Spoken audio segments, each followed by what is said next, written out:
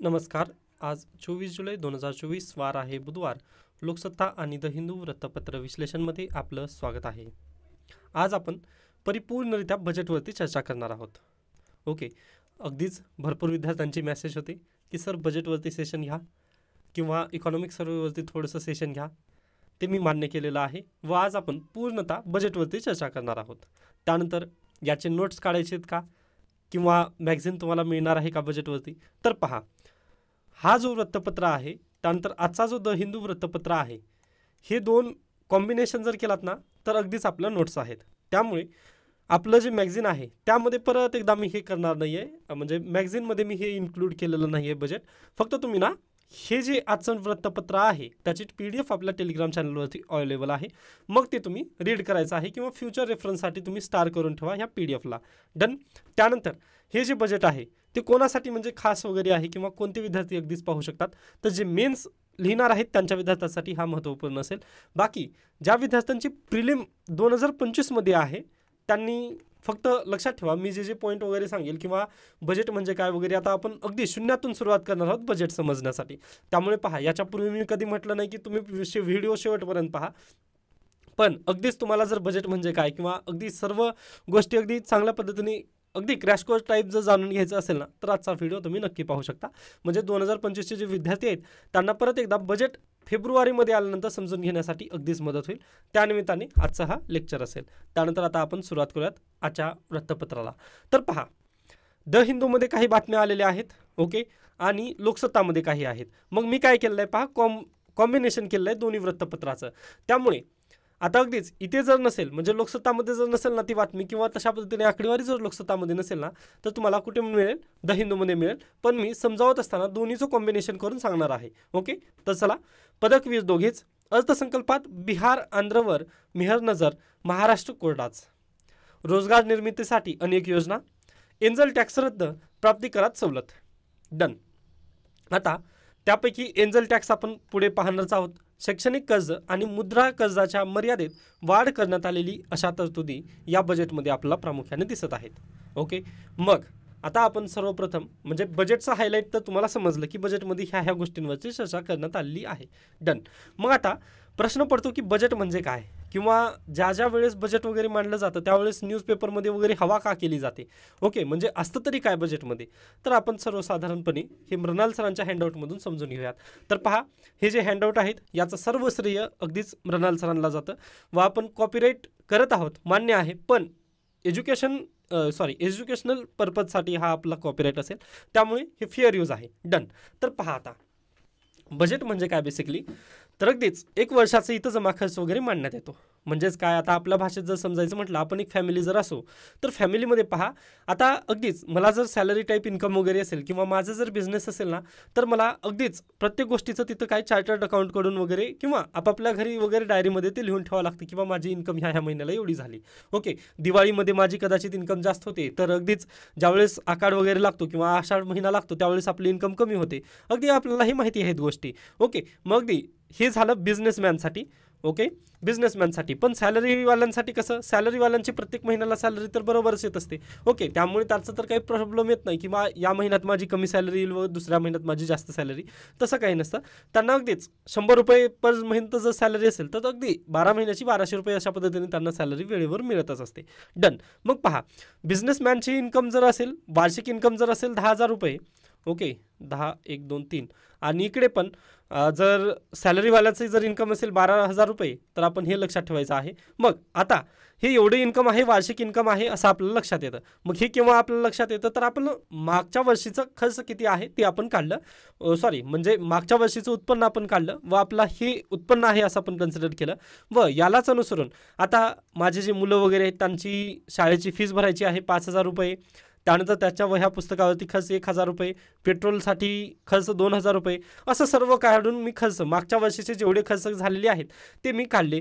तर किती झाले पहा खर्च, हे 8,000 रुपये माझं खर्च झालं व बाकी 2,000 रुपये माझी काय झाली, सेव्हिंग झाली. डन. आता इथं पण तसंच पहा, आता अगदीच बिझनेसमॅन म्हणून त्यांनी 5,000च्या शाळेमध्ये वगैरे टाकलं, पण आता मी सॅलरीड पर्सन आहे त्यामुळे मी काय केलं, माझ्या मुलाला 6,000 रुपयेच्या शाळेमध्ये टाकलं. अगदीच त्यानंतर ट्युशन पण लावलं, म्हणजे 1,000 रुपयेचे काय क्लासेस वगैरे त्यावर तिचा खर्च झाला, त्यानंतर 2,000 पेट्रोलसाठी गेले व 1,000 खर्चसाठी गेले, तर अशा पद्धतीने किती झाला इथं खर्च पहा. तर अगदीच इथं 10,000 रुपये खर्च झालेला आहे व 2,000 जी रक्कम होती ती आपण काय सेव्हिंग म्हणून तिथं टाकलेली आहे. मान्य आहे हे आता सर्व. ओके, म्हणजे आपण अशा पद्धतीने एस्टिमेट वगैरे लावलं. मग आता याच बेसिसवर पहा, हे जे सर्व काही खर्च वगैरे आपण पाहिलं, तर हे काय होतं, हे माझं इन्कम आहे आपण कन्सिडर केलं, हे बिझनेसमॅनसाठी आणि सॅलरीड पर्सनसाठी. ओके, आणि हे जे खर्च होता ते आपण प्रिव्हियस वर्षाच्या बेसिसवर आपण हे खर्च वगैरे काढलेला आहे. मग ती सरकार पण तसंच करतं पहा, हे पण आहे खर्च. ओके, सॉरी, हे जे 2,000 आहे ना ती सेव्हिंग आहे दोन्हीकडे पण. डन. आय होप तुम्हाला समजत असेल, किंवा हे थोडंसं मेसी जरी वाटत असेल ना तर थोडंसं परत वारंवार तुम्ही समजून घ्या, किंवा व्हिडिओची थोडंसं स्पीड कमी करा. पहा, म्हणजे माझं बोलणं थोडंसं फास्ट आहे आय नो, पण तुम्ही ना यूट्यूबवरती पाहत असाल तर तुम्हाला हे 0.75च्या स्पीडनं वगैरे तुम्ही पहा, म्हणजे थोडंसं तुम्हाला लवकर लक्षात येईल. ओके, इथपर्यंत समजलेलं आहे. म्हणजे मी काय म्हटलं, हे खर्च कधी झालेला आहे, मागच्या वर्षीचा खर्च आहे, पण उत्पन्न तर आपलं समानच आहे. ओके, उत्पन्न समानच आहे पण खर्च मागच्या वर्षीचा आहे. या बेसिसवर आपण हे सर्व काही कॅल्क्युलेशन केलं. मग ती केंद्र सरकार, आता हे झालं पर्सनल लेवलवरती, आता केंद्र सरकार पण तसंच करतं पहा. एकीकडे येतं, इथे आहे रिव्हेन्यू. ओके, रिव्हेन्यू एक्सपेंडिचर अशा पद्धतीने घेतलं जातं व इथं आहे कॅपिटल. ओके, बिझनेसच्या जागी त्यांनी कॅपिटल घेतात व इकडे असतं रिव्हेन्यू. मग आता हे कॅपिटल आणि रिव्हेन्यूचे पण ना 2 पार्ट पडतात, एक आहे एक्सपेंडिचर आणि एक आहे इन्कम. ओके, म्हणजे उत्पन्न आणि त्याच्यात पण खर्च. आता त्या डिटेलमध्ये तेवढा मी जात नाही आहे, पण यावरून आपल्याला काय लक्षात आलं, पर्सनल लेवलवरती ज्यावेळेस आपण विचार केला होता, ज्यावेळेस आपण बिझनेसमॅन असू किंवा आपण सॅलरीड पर्सन असू, आपल्याजवळ पैसा कशा पद्धतीने येत आहे आणि त्याची खर्च कशा पद्धतीने झाला हे आपण पाहिलेलं आहे. मग आता बजेट बनवत असताना पहा, बजेट बनवत असताना आपण काय करतो, मागच्या वर्षीचा जे काही खर्च वगैरे झालेला आहे. ओके, एकच मिनिट द्या, मी याला सर्व काही क्लीन करेन. ओके, तर पहा माझी इन्कम किती आहे. आता पहा, पुढल्या वर्षीचं बजेट जर बनवायचं असेल, म्हणजे पुढल्या वर्षी माझ्याजवळ किती पैसे येतील आणि मला काय काय खरेदी वगैरे करायचं, हे जे सर्व काही म्हणजे अनुमित राजस्व और व्यय का वार्षिक विवरण जिसकी मदद से सरकार राजकोषीय नीति लागू या क्रियान्वित करती है उसे बजेट कहते हैं. आता हे तर हिंदीमधली जर डेफिनेशन पाहिला तर ते तर तुम्ही म्हणजे अगदीच केस पूर्ण हे करून घ्यावं लागेल आपल्याला. त्यामुळे मी हिंदीची डेफिनेशन किंवा हे डेफिनेशन पद्धतीने तुम्हाला सांगण्याचा प्रयत्न करत नाही आहे. पण आता आपल्या भाषेत वगैरे जर समजून सांगायचं म्हटलं तर मागच्या वर्षीचा खर्च किंवा उत्पन्न या आधारे आपण पुढल्या वर्षीचं जे काही एस्टिमेशन्स वगैरे मांडतो किंवा पुढल्या वर्षीचा जमा खर्च जो काही मांडतो, जमा आणि खर्च जो काही मांडतो त्यालाच आपण काय म्हणतो, बजेट असं म्हणतो. आता बजेटची डेफिनेशन किंवा बॉगेट ह्या शब्दापासून वगैरे उत्पत्ती झाली, त्या आपल्याला पूर्ण बेसिकमध्ये वगैरे जायचं नाही किंवा म्हणजे त्या फॅक्टमध्ये वगैरे जायचं नाही, पण हे असं तुम्ही लक्षात घ्या. आय होप तुम्हाला समजलेलं असेल. मागच्या वर्षीवर आधारित आपण पुढल्या वर्षीचा जो काही जमा खर्च मांडणार असतो त्याला आपण बेसिकली बजेट म्हणतो. मग आता अगदीच हे पर्सनल लेवलवरती पण असतं आणि सरकार लेवलवरती पण असतं. मग सरकार लेवलवरती जर हा जमा खर्च वगैरे जर मांडत असतात ना, त्यावेळेस बजेटमध्ये 3 डॉक्युमेंट पेश केले जातात. ओके, म्हणजे 3 डॉक्युमेंट पुढे ठेवले जातात. त्यापैकी पहा, त्याला समजून घेण्यापूर्वी ना आपण थोडंसं काही फंड समजून घेऊयात. म्हणजे आपल्या घरात जर आता आता मी जर पर्सन असेल तर मी काय करेन, माझा पैसा कुठे ठेवेल, तिजोरीमध्ये ठेवेल. अगदी तशाच पद्धतीने पहा, सरकार लेवलवरती जो काही पैसा, आता अगदीच पहा, जे काही त्यांचं उत्पन्न आहे, ओके, जे काही उत्पन्न आहे ते उत्पन्न मिळवल्यानंतर सरकार कुठे ठेवतं नेऊन ते पैसे पहा, कन्सॉलिडेटेड फंड ऑफ इंडियामध्ये ठेवतं. आर्टिकल 266 नुसार कन्सॉलिडेटेड फंड ऑफ इंडियाची स्थापना करण्यात आलेली आहे. Okay, consolidated fund of India म्हणजे सरकारची तिजोरी आहे व ही तिजोरी कशी आहे पहा, ह्या तिजोरीमधून पैसे जर काढायचे असतील तुम्हाला तर तुम्हाला काय पार्लमेंट म्हणजे संसदेची परमिशन घ्यावी लागते. त्यामुळे पहा, आता सध्याला अर्थसंकल्पीय अधिवेशन चालू आहे व त्या अधिवेशनामध्ये सध्याला मागणी करत आहेत की बाबा आम्हाला एवढा खर्च करायचा आहे व गेल्या वर्षीचं उत्पन्न एवढं आहे, त्यामुळे आम्हाला ह्या तिजोरीमधून पैसे काढू द्या. ओके, मग ज्यावेळेस विपक्ष जर स्ट्रॉंग असेल तर त्यांनी काय पैसे वगैरे देण्यासाठी त्यांनी मदत करतात किंवा ठीक आहे तुम्ही चांगलं काम करतात त्यामुळे हे ह्या पैसे तुम्ही करू शकता तुमचे खर्च वगैरे. तर ह्याच्या पद्धतीने असतं काय, हे आहे कन्सॉलिडेटेड फंड ऑफ इंडिया म्हणजे सरकारची तिजोरी. ह्या सरकारच्या तिजोरीमधून पैसे जर काढायचे असतील तर त्याला काय संसदेची परवानगी घेणं हे मस्ट असतं. आय होप हा पॉईंट समजलेला आहे. त्याच्याच पलीकडे गेल्यानंतर पहा, 266 मध्येच आणखीन एक तिजोरी असते, पब्लिक अकाउंटची तिजोरी असते. ओके, आता पहा, कन्सॉलिडेटेड फंड ऑफ इंडिया ही थोडीशी मोठी तिजोरी असते. ह्या मोठ्या तिजोरीमधून पैसे दुसरीकडे लगेच बाजूला एक तिजोरी असते पब्लिक अकाउंटची तिजोरी. मग ह्या पब्लिक अकाउंटमध्ये काही पैसे जातात. म्हणजे संसदेची तुम्ही जर परवानगी घेतलात, संसदेची तुम्ही परवानगी घेतल्यानंतर ना तुमच्याकडे पैसे तुमच्याकडे पैसे येतात. ते पैसे ना तुम्ही पब्लिक अकाउंटमध्ये ठेवता. बरोबर, तुम्ही डायरेक्टली एका वर्षाला एवढे आम्हाला खर्च होणार आहे, त्यासाठी आम्हाला एकदाच परमिशन द्या असं आपण संसदेकडून मागणी घेतो. व ती मागणी मान्य झाली, आपली संसदेने परमिशन दिली, तर पहा अर्धा पैसा काय डिपार्टमेंटला जातो, तर अर्धा पैसा आपला पब्लिक अकाउंटमध्ये जातो. मग पब्लिक अकाउंट काय आहे, 266 नुसारच दुसरी तिजोरी आहे. मग दुसऱ्या तिजोरीमध्ये ह्याला परमिशन घ्यायची असते का वेळोवेळी संसदेची, तर बिलकुल गरज नाही. त्यामुळे पहा आपण सेफ पैसे ठेवायसाठी पब्लिक अकाउंट या तिजोरीमध्ये काही पैसे वगैरे आपण तिथं ठेवत असतो.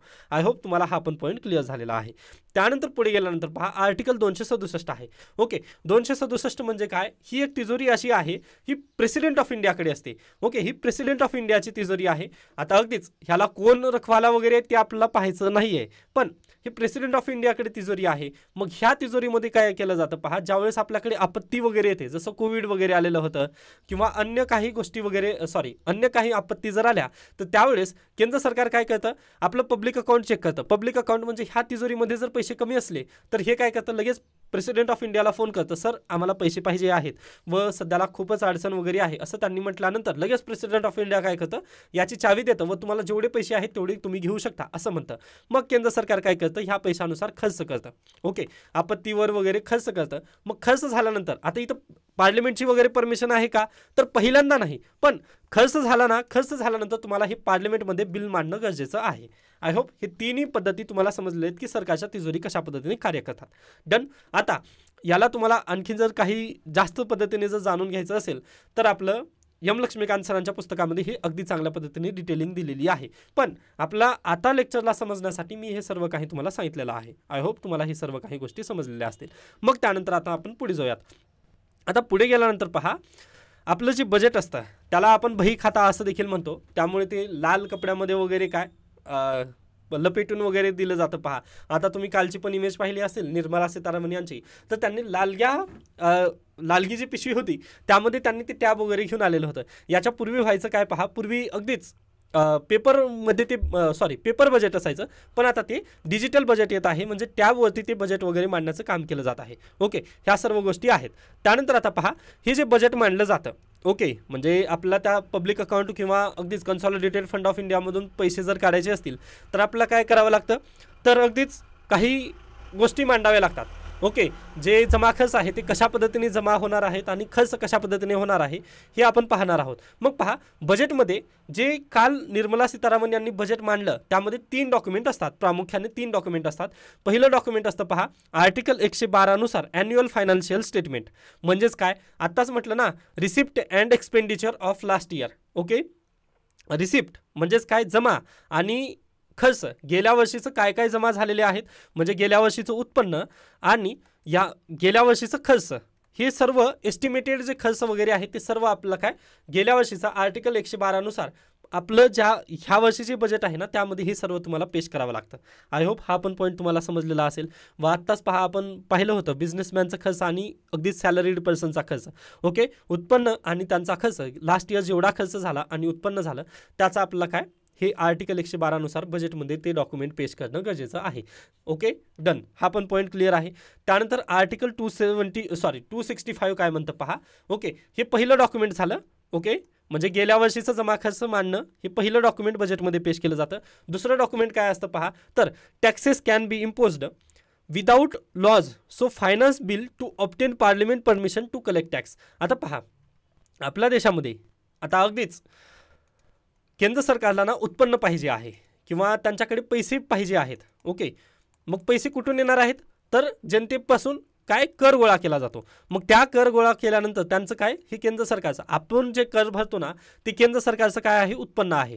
बरोबर. मग पहा जनतेवर कर लादणं किंवा जनतेकडून पैसे तुम्ही जर घेत असाल ना तर त्याला ना पहिल्यांदा परमिशन लागते. विदाऊट परमिशन तुम्ही जनतेकडून कर गोळा करू शकत नाही. असं आपल्याला कोणतं आर्टिकल म्हणतं, 265 हे आर्टिकल काय म्हणतं की तुम्हाला जर जनतेकडून पैसे पाहिजे असतील किंवा तुम्ही जर जनतेकडून कर जर गोळा करत असाल व ते तुमचं उत्पन्न असेल तर तुम्हाला परमिशन घ्यावी लागेल पहिल्यांदा. ओके, मग तेच आहे 265 आर्टिकल असंच म्हणतं. मग यालाच अनुसरून आर्टिकल 117 आहे. आर्टिकल 117 काय म्हणतं, परमिशन कोणाची घ्यावी लागेल, तर पार्लमेंटची परमिशन घ्यावी लागेल. ओके, म्हणजे कर गोळा करायचा आहे जनतेपासून, तर तुम्हाला पार्लमेंटची परमिशन घ्यावी लागेल. व पार्लमेंट पहा, जर निर्मला सीतारामननी काल अगदीच कर मांडलं की तुम्हाला एवढं एवढं तुमचं जर उत्पन्न एवढं असेल एखाद्या पर्सनचं किंवा एखाद्या बिझनेसमॅन आणि सॅलरीड पर्सनचं उत्पन्न जर एवढं एवढं असेल तर तुम्हाला काय एवढा पर्सेंटचा टॅक्स तिथं भरावा लागेल. बरोबर आहे, म्हणजे तुमचं उत्पन्न तेवढं जर असेल तर तुम्हाला तेवढ्या पद्धतीने टॅक्स भरावा लागेल. बरोबर आहे. मग हे जे टॅक्सची जी लिमिट वगैरे आहे, आता निर्मला सीतारामननी 5 रुपये जर टॅक्स मागितलं तर पार्लमेंट तिथं 10 रुपये टॅक्स करू शकत नाही. समजून घ्या, पार्लमेंट जास्त टॅक्स वाढवू शकत नाही, पण टॅक्स ना हे कमी करू शकतं. म्हणजे निर्मला सीतारामन यांनी जर 5 रुपये मागितले टॅक्समध्ये तर हे 4 रुपये कसे केले जातील हे प्रयत्न पार्लमेंट करतं. पण 5 रुपयाचे 10 रुपये करणं हे पार्लमेंट करत नाही. तेच आहे आर्टिकल 265 आणि 117. मग हे झालं सेकंड डॉक्युमेंट. आपल्या बजेटमध्ये 3 डॉक्युमेंट मांडले जातात. एक आहे लास्ट इयरचं जमा खर्च. सेकंडमध्ये काय असतं, टॅक्स मागण्याची परमिशन, पुढल्या वर्षीसाठी सर्व टॅक्स गोळा करण्याची परमिशन, त्यासाठीचे आर्टिकल आहेत पहा, आर्टिकल 265 आणि आर्टिकल 117. आणि तिसरा आहे आर्टिकल 114 नुसार अप्रोप्रिएशन बिल, म्हणजेच काय, to obtain parliament permission to spend money from consolidated fund of India, such expenditure can be 2 types. Okay, आता पहा, एक चार्ट असतं आणि एक मेड असतं. ओके, म्हणजे पहा आर्टिकल, आता ही तिसरं डॉक्युमेंट काय असतं बजेटमध्ये आपल्या, तर आर्टिकल 114 नुसार आपण जे तिजोरी आहे, सरकारची जी तिजोरी आहे त्यामधून पैसे मागतो आपण. ओके, पैसे मागतो. मग हे अशा पद्धतीने 3 डॉक्युमेंट आपल्या संसदेसमोर काल ठेवण्यात आलेले होते. पहिलं डॉक्युमेंट कोणतं आहे पहा, एक आहे गेल्या वर्षीचा जमा खर्च, दुसरा आहे टॅक्स कलेक्ट करण्यासाठीची परमिशन, आणि तिसरं आहे अप्रोप्रिएशन बिल. म्हणजेच काय, तर आम्हाला आपली जी तिजोरी आहे, सरकारची जी तिजोरी आहे, आर्टिकल 266 नुसार कन्सॉलिडेटेड फंड ऑफ इंडियाची जी तिजोरी आहे ना, त्यामधून आम्हाला एवढे पैसे देण्यात यावे अशी पैशाची जी मागणी आहे ती आर्टिकल 114 नुसार असे 3 बिल किंवा 3 डॉक्युमेंट काल ठेवण्यात आले संसदेमध्ये. त्यालाच आपण प्रामुख्याने ह्या 3 डॉक्युमेंटला एकत्रितरित्या केल्यानंतरच तुम्ही याला काय म्हणता, बजेट अशा पद्धतीने म्हणता. आय होप हा पॉईंट तुम्हाला अगदी योग्यरित्या समजलेला असेल. आता पहा, लाईव्ह जर तुम्ही असता तर मला अगदी चांगल्या पद्धतीने समजावून सांगता येत असतं, किंवा अगदीच म्हणजे तुम्हाला कुठं समजत नाही आहे हे मला लगेच समजलं असतं. आता मी पहा पॉईंट वारंवार रिपीट करतोय, मला समजत आहे किंवा नाही हे मला समजलं नाही आहे, पण मी चांगल्या पद्धतीने अगदीच सांगण्याचा तुम्हाला प्रयत्न केलेला आहे व अगदीच तुम्हाला योग्यरित्या हे समजलं असेल असं मी ग्राह्य धरून आता पुढे जाण्याचा प्रयत्न करतो. ओके, तर आता पहा, केंद्र सरकारने कन्सॉलिडेटेड फंड ऑफ इंडिया म्हणजे जी सरकारची तिजोरी आहे त्यामधून काय पैसे मागितलेले आहेत. मग हे पैसे पहा, काही चार्ज असतात आणि काही मेड असतात. आता अगदीच भारत की संचित निधि पर भारतीय संसद में उसकी चर्चा हो सकती है किंतु मतदान नहीं किया जा सकता. म्हणजेच काय, हे चार्ज असतात. जसं काही लोकांच्या सॅलरीज, जसं की CGIची वगैरे जी सॅलरी असते त्यावरती होट केलं जात नाही, कारण ते पैसे त्यांना द्यावेच लागतात. ओके, आता मिलिटरी मॅनची वगैरे सॅलरी जर घेतलात ना तुम्ही, त्यांना पैसे द्यावेच लागतात, त्याच्याशिवाय देश चालणार नाही. ओके, डिफेन्स सेक्टरवरती खर्च करणं गरजेचंच आहे. ओके, अशा पद्धतीने जे काही चार्ज असतात ना, म्हणजे ज्याच्या सॅलरी वगैरे, आता CGIची वगैरे जी सॅलरी असते ज्यामुळे देश चालू शकणार नाही, अशा ज्या सॅलरीज असतात ना त्या चार्ज एक्सपेंडिचरमध्ये येतात. आता हे चार्ज एक्सपेंडिचर म्हणजे काय असतं, तर याच्यावरती होट होत नाही, म्हणजे पार्लमेंटच्या सहमतीची गरज नाही, पण कन्सॉलिडेटेड फंड ऑफ इंडियामधून पैसे काढायचे असल्यामुळे आपल्याला त्यांच्यावरती परमिशन घेणं गरजेचं असतं. पण चार्ज एक्सपेंडिचरवरती चर्चा होते, पण त्याच्यावरती होट वगैरे केलं जात नाही. आणि मेड एक्सपेंडिचरमध्ये पहा, अगदीच आता मला एक रेल्वे वगैरे उभा करायची आहे, तर इथं काय तुम्हाला व्होट करणं गरजेचं असतं. आय होप हा पॉईंट तुम्हाला अगदी योग्यरित्या समजलेला असेल. कन्सॉलिडेटेड फंड ऑफ इंडियामध्ये पण 2 पद्धतीच्या गोष्टी असतात. ओके, आता ते तुम्ही एम लक्ष्मीकांतमध्ये अगदी चांगल्या पद्धतीमध्ये वगैरे तिथं पाहून घेऊ शकता. त्यानंतर इथं PYQ पण दिलेले आहेत. ओके, शक्य झालं तर हे तुम्ही पाहून घेऊ शकता. हा जो प्रश्न विचारण्यात आलेला आहे ना, तुम्ही थोडंसं लक्ष्मीकांत सरांचं पुस्तक वाचून घ्या किंवा रंजन कोळंबे सरांचं पुस्तक, त्यामधून हे तुम्हाला पॉईंट अगदी क्लिअर होऊ शकतील. म्हणजे बजेटला राज्यसभा अमेंड करू शकते का किंवा त्यावरती चर्चा करू शकते का, त्याबद्दलचे हे प्रश्न आहेत. तर मी थोडक्यात जर सांगायचं म्हटलं तर पहा, राज्यसभेला 14 दिवसाचाच टाईम असतो बजेटवरती उत्तर देण्यासाठी, व त्यांनी जर काही सुझाव वगैरे सुचवले तर त्याला लोकसभेवरती ते बंधनकारक नसतं. ओके, लोकसभेमध्येच पहिल्यांदा काय बजेट वगैरे मांडण्यात येतं, हे प्लीज तुम्ही लक्षात घ्या किंवा हे थोडंसं गाठ बांधून ठेवा. ओके, बाकी याच्या पलीकडे जास्त काही इथं लक्षात ठेवण्यासाठी वगैरे काही नाही आहे. ओके, तर आता आपण काय करूयात, काल जे डॉक्युमेंट मांडण्यात आले ते आपण थोडेसे करून चर्चा करूयात की कन्सॉलिडेटेड फंड ऑफ इंडियामधून पैसे काढण्यासाठी त्यांनी किती उत्पन्न वगैरे दाखवलेलं आहे किंवा आम्हाला खर्च किती पैसे त्यांनी मागितलेले आहेत. ओके, तर हे अशा पद्धतीने 3 डॉक्युमेंट काल ठेवलेले होते. मग आता आपण काय करूयात, विस्तृतरित्या चर्चा करूयात काल जे बजेट मांडण्यात आलं त्याबद्दल. मग पहा, आता जे उत्पन्न आहे त्यानुसार पहिलं येतं नवीन प्राप्ती कर प्रणालीवर सवलती. ओके, म्हणजेच काय, इन्कम टॅक्स. इन्कम टॅक्स म्हणजेच काय, हे आपलं कर आहे, आपण पैसे देतो म्हणजे आपल्यावर कर बसतं. मग हे कोणाचं उत्पन्न आहे, तर केंद्र सरकारचं हे उत्पन्न आहे. मग काल निर्मला सीतारामन यांनी परत एकदा काय टॅक्सचे स्लॅब त्यांनी चेंज केलेले आहेत. ओके, ते आता कोणते आहेत ते एकच मिनिट द्या, लगेच आपण ते पाहणार आहोत. तर पहा, याच्यापूर्वी इन्कम टॅक्सचे स्लॅब काय होते व आता इन्कम टॅक्सचे स्लॅब काय आहेत ते पहा. तर आर्थिक वर्ष 2023-24 मध्ये पण नवीन टॅक्स आलेले होते. मग त्यामध्ये पहा, उत्पन्न जर तुमचं 0 ते 3 लाख रुपये जर असेल ना उत्पन्न, तर तुमच्यावर 1 पण रुपये चार्ज घेतला जाणार नाही किंवा तुम्हाला टॅक्स बसणार नाही. पण जर तुमचं उत्पन्न 3 लाख ते 6 लाख असेल तर तुमच्यावर 5% टॅक्स तिथं लागलं जायचं. तेच आता बदललेलं आहे 2024 आणि 25साठी हे जे टॅक्स आहेत ना ते बदललेले आहेत. 0 ते 3 लाख रुपयेसाठी तुम्हाला 1% पण टॅक्स तिथं लागणार नाही. पण 3 ते 7 लाख रुपयेपर्यंत जर तुमचं उत्पन्न असेल तर तिथं 5% टॅक्स तुम्हाला द्यावा लागेल. आता पहा, हे वैयक्तिक इन्कमवरची आहे. म्हणजेच पहा, पूर्वी ते 6 लाख होतं ना उत्पन्न, त्याचीच आता यांनी मर्यादा करून 7 लाखाचं उत्पन्न त्यांनी केलेलं आहे. व 21-22 वगैरे जर तुम्ही पाहिलात किंवा ओल्ड टॅक्स रिजिम हे जर पाहिलात ना, तर इथं फक्त ते 2.5 लाख रुपये होतं. ओके, 2.5 लाख रुपयेपर्यंतची मर्यादा होती. जर 2.5 लाखपर्यंत जर तुमचं उत्पन्न असेल तर तुमच्यावरती टॅक्स घेतला जायचा नाही. पण आता ती काय केलेलं आहे, त्यांनी वाढवलेली आहे मर्यादा. 2.5 लाखाऐवजी आता ते त्यांनी काय केलेलं आहे, 3 लाखापर्यंत जर तुमचं उत्पन्न असेल तर तुम्हाला काय 1 पण रुपये टॅक्स जाणार नाही. आणि 3 लाख ते 7 लाख रुपये जर असेल तर आता 5% टॅक्स लागेल.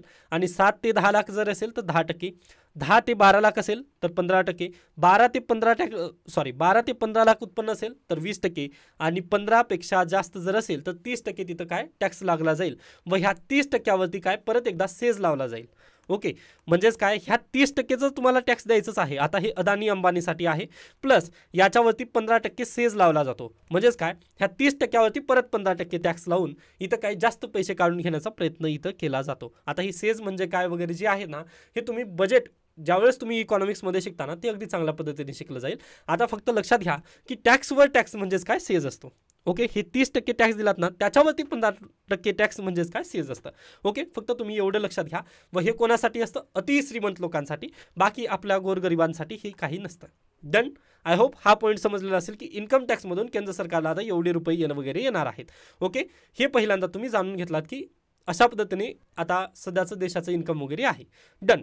आता इथं रुपया असा येणार वगैरे इथं दिलेला आहे. पण याला आपण काय करूयात, दुसरीकडून हे चांगल्या पद्धतीने समजून घेण्याचा प्रयत्न करूया. आता पहा, हे इंस्टाग्रामवरची पोस्ट आहे, टाइम्स ऑफ इंडियाने दिलेली, अगदी चांगल्या पद्धतीने इथं समजावण्यात आलेला आहे. तर where every RuPay comes from, म्हणजे रुपया कुठून येणार आहे. हे जे लोकसत्तामध्ये दिलेलं आहे ना हे मला थोडंसं आवडलं नाही आहे, त्यामुळे मी कुठून आणलेलं आहे हे टाइम्स ऑफ इंडियामधलं आपण पाहत आहोत. तर पहा, आपल्याकडे रुपया कुठून येणार आहे, 19% जे टॅक्स आहे ना, 19% रुपयामधील. आता 100 रुपये जर पाहिलात तुम्ही, आता हे रुपयाला तुम्ही कन्सिडर करू नका, पण 100 रुपये जर पाहिलात, 100 रुपये जर केंद्र सरकारचं जर उत्पन्न असेल तर त्या उत्पन्नापैकी 100 रुपयेच्या उत्पन्नापैकी 19 रुपये हे कुठून उत्पन्न येणार आहे किंवा 19% जे येणार आहे ते कुठून येणार आहे, इन्कम टॅक्स स्वरूपात येणार आहे. समजलं, इन्कम टॅक्सचा वाटा किती आहे. मग आता आय होप तुम्हाला पॉईंट क्लिअर झालेला असेल. ज्या व्यक्तींचं उत्पन्न तशा पद्धतीने होतं त्यांच्याकडून काय 19% येणार आहे, म्हणजे 19 रुपये. 100 रुपयेपैकी 19 रुपये हे कुठून येणार आहेत, इन्कम टॅक्समधून येणार आहेत. डन. त्यानंतर नेक्स्ट आहे पहा, युनियन एक्साइज ड्युटीज, म्हणजे जी कस्टम ड्युटी आहे ना तिथून आपल्याला किती प्राप्त होणार आहेत, 5%. ओके, त्यानंतर पुढे आहे GST अँड अदर टॅक्सेसमधून किती आहे, 18%. मग परीक्षेला इथूनच प्रश्न काढला जातो, इन्कम टॅक्स मोठा आहे की GST मोठा आहे, IT टॅक्स मोठा आहे की GST मोठा आहे. तर कोण मोठा आहे, तर इन्कम टॅक्स मोठा आहे. कशामुळे पहा, कारण आपल्याकडे अगदीच जे श्रीमंत आहेत ना त्यांच्याकडून जास्त काढलं जातं, त्यामुळे हे इन्कम टॅक्समधूनच आपल्याकडे काय जास्त उत्पन्न घेतलं जातं. GST सर्वांवर लादली जाते, तरी पण पहा इथे फक्त 18%च इथं काय GSTचे उत्पन्न आहे. केंद्र सरकारला जर 100 रुपये उत्पन्न जर झालं त्यापैकी 18 रुपये हे कुठून येतात तर GST मधून येतात व 19 रुपये हे कुठून येतात तर इन्कम टॅक्समधून येतात. आय होप थोडंसं हे किचकट आहे पण अर्थशास्त्र आहे पहा. जोपर्यंत तुम्हाला समजणार नाही ना म्हणजे एकदा जर समजलं ना तुम्हाला तर ते अगदी चांगल्या पद्धतीने वाटेल, पण जर समजलं नसेल ना तर हे खूप किचकट वगैरे वाटेल किंवा हे थोडंसं बोरिंग आहे, मान्य आहे, पण तुम्हाला हे घेणं गरजेचंच आहे पहा. त्यानंतर पुढे चला. कॉर्पोरेशन टॅक्स हे 17% आहे आणि कस्टम ड्युटी आहे 4%. ओके, म्हणजे कंपनी कर हे 17% आहे. आता अगदीच 100 रुपये जर उत्पन्न असेल तर पहा पर्सनल टॅक्स जास्त आहेत, कंपनीवर आपल्याकडे लागलेले जे कर आहेत ना ते कमी आहेत, हे लक्षात घ्या. ओके, मग आता इथं पण तेच मुद्दा आहे, तो परीक्षेला प्रश्न विचारला जाऊ शकतो की इन्कम टॅक्स मोठा आहे की कॉर्पोरेट टॅक्स मोठा आहे. आपल्याला वाटतं की कंपनीचं कर जास्त असेल कारण कंपन्या आपल्या देशामध्ये भरपूर आहेत, पण तसं नाही आहे, विरोधाभासी स्थिती आहे इथे. तर पर्सनल जे व्यक्ती आहेत त्यांचं टॅक्स मोठा आहे, म्हणजे 19% इथं आहे इन्कम टॅक्समधून येणारं, तर जे कंपनी कर आहे तिथं फक्त 17% आहे. ओके, डन, पॉईंट क्लिअर असेल. त्यानंतर आता सीमा शुल्क हे 4 पैसे म्हणजेच काय 4% आहे. ओके, इथं पण पाहूयात आपण कस्टम ड्युटी जी आहे तिथून 4% इथं रुपये मिळाले जाणार आहेत. ओके, 4 रुपये 100 रुपये जर उत्पन्न असेल तर त्यापैकी फक्त कस्टम ड्युटी 4 रुपये अशा पद्धतीने तिथे मिळेल केंद्र सरकारला. त्यानंतर पुढे या नॉन रिसिप्ट टॅक्स 9%. आता म्हणजे पहा UPSCचं फॉर्म भरत असाल तुम्ही तर तुमच्याकडून किती रुपये 100 रुपये काढले जातात, बरोबर आहे. 100 रुपये काढले जातात म्हणजेच काय, ही नॉन टॅक्स रिसिप्ट असते. ओके, म्हणजे अशा पद्धतीने बारीक बारीक चिल्लर गोष्टी विकून, ओके, म्हणजे इंडिया इयरबुक वगैरे किंवा योजना मॅगझिन वगैरे विकून केंद्र सरकार जे काही विक्री करून पैसे कमवतं ना त्याला नॉन टॅक्स रिसिप्ट म्हणतात. ओके, हे प्लीज लक्षात घ्या. नॉन टॅक्स रिसिप्ट हे 9% आहेत आणि नॉन डेप्ट कॅपिटल रिसिप्ट म्हणजे जे कर्जातलं जे उत्पन्न आहे, म्हणजे पहा अगदी आपण जे केंद्र सरकार आहे ना ते राज्यांना पण काय देतं, कर्ज देतं. ओके, कर्ज दिल्यानंतर याला काय व्याज मिळते, मग व्याजाची रक्कम देशाला किती मिळत आहे, फक्त 1% ही जी आहे त्यातून उत्पन्न केंद्र सरकार कमावतं आहे. म्हणजे राज्याला कर्ज दिलं केंद्र सरकारने तर त्यामधून 1% जे उत्पन्न काढत आहे केंद्र सरकार, असं तुम्ही लक्षात घ्या. आणि सर्वात शेवटी आहे बॉरोविंग अँड अदर लायबिलिटीज, म्हणजे काय, केंद्र सरकारचं एवढं आहे उत्पन्न, म्हणजे पहा आता टोटल एवढं पैसा झालेला होता. ओके, केंद्र सरकारचे एवढे 100 रुपये आहेत, पण ह्या 100 रुपयेमध्ये ना यांना थोडंसं खर्च करण्यासाठी पैसे कमी पडत होते, त्यामुळे यांनी काय केले 27 रुपयेचं काय यांनी काय केलेलं आहे, खर्च केलेला कर्ज काढलेला आहे. ओके, समजत असेल आय होप तुम्हाला. म्हणजे पहा 100 रुपये जर केंद्र सरकारचं उत्पन्न असेल किंवा हे जर 1 रुपये त्यांच्याकडे जर येत असेल तर या 1 रुपयेमध्ये 27% काय कर्जाची रक्कम आहे. अगदी तशाच पद्धतीने मी म्हटलं 100 रुपये जर केंद्र सरकारचं जर उत्पन्न असेल तर त्या उत्पन्नामध्ये 27 रुपये हे कुठून आणले, त्यांनी कर्जाची रक्कम त्यांनी आणलेली आहे. म्हणजे आता मला सांगा सरकारचं उत्पन्न जास्त आहे की कर्ज जास्त आहे, तर पहा उत्पन्न त्यांनी काय 19% फक्त इन्कम टॅक्समधून कमावत आहेत, पण 27% त्यांची काय आहे, उसनवारी आहे, म्हणजे कर्ज आहे. ओके, आय होप आता हा पॉईंट तुम्हाला क्लिअर झालेला असेल की कर्ज की आपला 1 रुपये जे कुठून येणार आहे त्यामध्ये सर्वात जास्त मोठा वाटा कोणाचा आहे तर इन्कम टॅक्सचा आहे. जर खऱ्या अर्थाने उत्पन्नाचा जर पाहिलात तुम्ही तर, व अगदीच यामध्ये आणखीन जर जास्त डीपली जर विचार केला तर बॉरोविंग किती आहे, 27%ची बॉरोविंग आहे. व UPSCने वगैरे याच्यापूर्वी अशा पद्धतीचे प्रश्न विचारलेले आहेत की कोणतं टॅक्स वगैरे मोठा आहे, तर अगदीच इन्कम टॅक्स मोठा आहे. व अगदी केंद्र सरकारची इन्कम टॅक्सपेक्षा जास्त बॉरोविंग आहे का, तर बिलकुल जास्त बॉरोविंग आहे, म्हणजे कर्जाची जी रक्कम आहे ना ती अगदी जास्त इथं राहिलेली आहे. ओके, हे झालं पहा, अशा पद्धतीने हे रुपया आलेला आहे. त्यानंतर आता हा रुपया कशा पद्धतीने जाणार आहे, तर आता ह्या रुपयाचं खर्च कोणाकोणावरती केलं जाणार आहे, आता हे येणार नाही आहे तर हे जाणार असेल इथे. ओके, तर पहा आता हा रुपया जाणार कशा पद्धतीने आहे, पहा ही जी मराठी आहे ना ती मला थोडंसं कन्फ्युजिंग होतं त्यामुळे मी इथून आणलेला आहे. तर पहा पेन्शनवरती 4% खर्च केला जाणार आहे. त्यानंतर अदर एक्सपेंडिचरवरती 9 रुपये, त्यानंतर 9% खर्च तिथं आहे. सेंट्रली स्पॉन्सर्ड स्कीम त्यासाठी 8%, त्यानंतर finance commission and other transfers यासाठी 9%, स्टेट शेअर अँड ड्युटीज त्यांच्यासाठी 21%, डिफेन्ससाठी 8% पहा, सबसिडीसाठी 6% आणि सेंट्रल सेक्टर स्कीमसाठी 16% आणि इंटरेस्ट पेमेंट म्हणजे पहा हे जे तुम्ही काढला होतात 27 रुपयाचं जे कर्ज काढलात ना याचं व्याज पण भरावं लागतं आपल्याला. ओके, मग त्या व्याजासाठी तुम्ही किती 19 रुपये दरवर्षी भरतच असता, हे तुम्ही लक्षात ठेवा. म्हणजे आता अगदीच महाराष्ट्र गव्हर्नमेंटनी पण तसंच केलेलं आहे. यावर्षी महाराष्ट्र गव्हर्नमेंटने किती यावर्षी महाराष्ट्र सरकारचं कर्ज किती आहे तर 8 लाख कोटी रुपयाचं कर्ज आहे, बरोबर. मग पहा ते 8 लाख कोटी रुपयाचं जे कर्ज आहे ना त्याच्यावरती दरवर्षी तर त्यांना व्याज द्यावीच लागते ना. मग त्या व्याजावरती आता केंद्र सरकारचं जर तुम्ही पाहिलं तर 27 रुपये त्यांनी व्याजाची रक्कम उचलून आणलेली आहेत. मग त्यावरती दर वर्षाला त्यांना 19 रुपये व्याज तिथं द्यावं लागेल. मग त्यासाठीच पहा जास्त कर्ज काढून वगैरे करू नये, खर्च वगैरे करू नये असं म्हणतात. पण ठीक आहे ना, केंद्र सरकारला पण आता सर्वांना म्हणजे खुश करावं लागतं. त्यानिमित्ताने ही अशा पद्धतीने आपल्याला बेसिकली पाहता येतं. पेन्शन एक्सपेंडिचर वगैरे हे सर्व पाहिलात तर यामध्ये सर्वात जास्त खर्च कशावर केला गेलेला आहे सरकारमार्फत, तर पहा 21% खर्च कशावरती आहे, तर राज्य सरकारला जे पेमेंट द्यावी लागते, जीएसटीचं जे कंपेन्सेशन वगैरे द्यावं लागतं ना, त्यासाठी पहा 21% खर्च आहे. ओके, त्यानंतर नेक्स्ट आहे इंटरेस्ट पेमेंट. आता हे जे सर्व मी आकडेवारी सांगत आहे ना, हे कशासाठी लक्षात ठेवायचं आहे, तर मेन्स परीक्षेमध्ये तुम्हाला ही आकडेवारी खूप गरजेची पडते. पहा, तर लिहित असताना तुम्ही म्हणू शकता की जी व्याजाची रक्कम आहे त्यावरती आपला खर्च जास्त होत आहे, त्यामुळे केंद्र सरकारने कर्ज काढणं थोडंसं कमी केलं पाहिजे असं तुम्ही म्हणू शकता. त्यानंतर पहा दुसरा खर्च जास्त आपल्याला कशा दिसत आहे, सेंट्रल सेक्टरच्या स्कीमवरती दिसत आहे. ओके, म्हणजे जे आपला अगदीच जे स्कीमवरती खर्च, आता जसं की लाडकी बहीण योजना आली त्यावरती पण भरपूर खर्च केला गेलेला आहे. मग अशा पद्धतीच्या ज्या योजना आहेत ना त्याला थोडंसं कमी करणं देशाची गरज आहे, किंवा देशाच्या जर तिजोरीला वाचवायचं असेल तर अशा पद्धतीने तुम्ही तिथं खर्च वगैरे कमी करू शकता, असं तुम्ही तिथं सजेशन देऊ शकता. वाटल्यास ना तुम्ही हे प्लीज एकदा चार्ट तुमच्याजवळ ठेवा. आता हे जर तुम्हाला योग्य हे वाटत असेल तर तुम्ही हे ठेवा, किंवा मराठी माध्यमातून जर असेल तर हे तुम्ही नक्की लक्षात ठेवायचं आहे. त्यामुळे याच्यापूर्वीच म्हटलं मी की आजचं जे लोकसत्ता आहे ना तेच तुमच्यासाठी नोट्स असतील.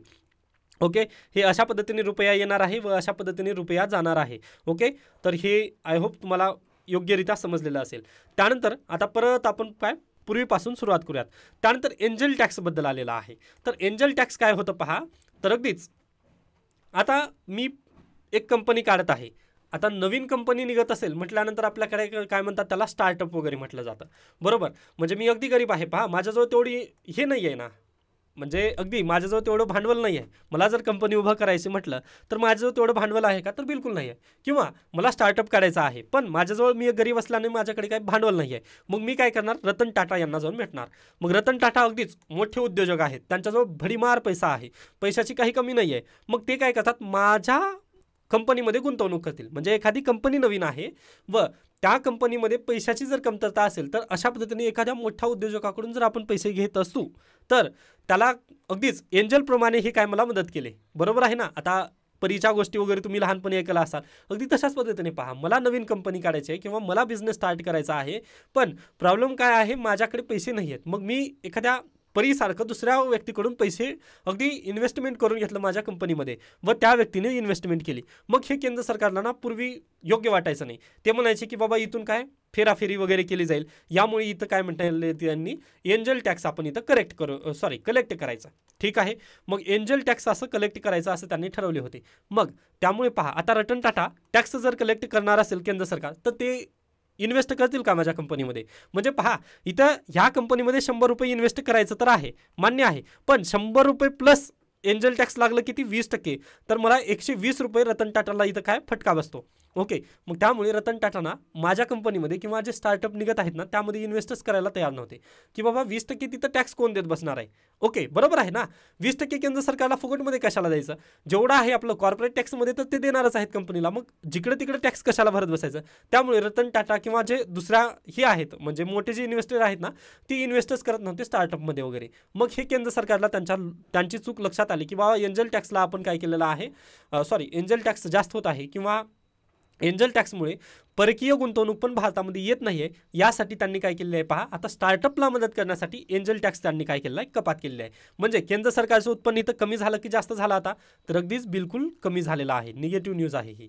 डन, हा पण पॉईंट क्लिअर झालेला आहे का. एंजल टॅक्सचा पहा इथे दिलेला आहे, कुठे गेला हा, एंजल टॅक्स रद्द केलेला पॉईंट पाहिलेला आपण. आता त्यानंतर शैक्षणिक कर्जाबद्दल काय आहे मग चर्चा, तर पहा आता मला शिक्षण घ्यायचं आहे, बरोबर. मग पहा त्यासाठी मला काय रिझर्वेशन आहेतच. ओके, मग रिझर्वेशनचा जर मला फायदा भेटत असेल, ओके, आता मी SC असेल, ST असेल, OBC असेल किंवा EWS असेल किंवा SCBC असेल.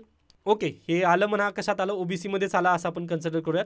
तर पहा हे जे सर्व रिझर्वेशन कॅटेगरी आहेत ह्यामध्ये जर मी बसत असेल ना तर मला आरक्षणाचा लाभ भेटतो व माझं शिक्षण अगदी सुरळीतरित्या पार पडलं जाईल. पण मी जर एखादी वेळेस ओपनचा कॅन्डिडेट असेल व ओपनचा कॅन्डिडेट आहे व माझ्या वडिलांचं उत्पन्न आहे पहा 9 लाख रुपये, ओके, तरी पण पहा फक्त एकट्यावरतीच माझ्या वडिलांना खर्च करून वगैरे चालणार नाही ना, घर खर्च पण वगैरे तिथं पाहावा लागतो. मग अशा विद्यार्थ्यांना त्यांनी मदत करण्यासाठी केंद्र सरकारने आता काय केलेलं आहे पहा, लो व्याजदरमध्ये म्हणजे कमी व्याजदरामध्ये काय देणार आहोत आम्ही, एज्युकेशनल लोन देणार आहोत. कितीपर्यंतचा, 10 लाखापर्यंत काय तुम्हाला मिळेल, एज्युकेशन लोन मिळणार आहे. आय होप हा पण पॉईंट क्लिअर झालेला आहे. व हे एज्युकेशन लोन देण्यामागचं हेतू काय आहे तर पहा, आज घडीला तुम्ही BA MA वगैरे जर केलात ना, तिथं 100-200 रुपये अशा पद्धतीने फीस असते. आता 100-200 रुपये म्हणजे लिटरली घेऊ नका तुम्ही, अगदी 10,000 रुपयेमध्ये तुमचं ना MA BA होतं, हे लक्षात घ्या तुम्ही. अगदी तशाच पद्धतीने पहा, तुम्हाला जर MA BA वगैरे करायचं असेल तर त्यासाठी ही स्कीम नाही आहे. पण तुमचं जर व्यावसायिक शिक्षण असेल, व्यावसायिक शिक्षण याचा अर्थ पहा, आता जर एखादा विद्यार्थी BEd करत असेल तर त्याला म्हणजे शिक्षण झालं काय, त्याला व्यवसाय करता येऊ शकतो. असे शिक्षण जे असतात ना, त्याला आपण काय म्हणतो, व्यावसायिक शिक्षण असतात. ओके, मग आता BEd झालेला विद्यार्थी असेल तर अगदीच लगेच तो शाळेला वगैरे शाळेवरती वगैरे शिकवायला जाऊ शकतो ना. मग त्या विद्यार्थ्याची फीस किती असते, अगदीच 30,000 पासून त्याची फीस वगैरे चालू होते कॉलेजची. म्हणजे आपल्या ग्रामीण भागातील शाळा कॉलेजची म्हणतोय मी. पण तुम्ही जर उच्च कॉलेजमध्ये वगैरे जर गेला तर अगदी 1 लाखापर्यंत पण तिथं फीस जाऊ शकते. किंवा मेडिकल MBBSला जर एखादा विद्यार्थी जात असेल तर त्याची पण फीस पहा, अगदीच भरपूर त्याची फीस असते. का तर ती व्यावसायिक शिक्षण आहे. म्हणजे त्याची डिग्री झाली की लगेच त्याला काय प्रॅक्टिस सुरू करता येते. मग त्यासाठी पहा, हे 10 लाख रुपयेपर्यंतचं लोन त्यांना देण्यात येणार आहे व ते अगदी लो कॉस्ट आहे.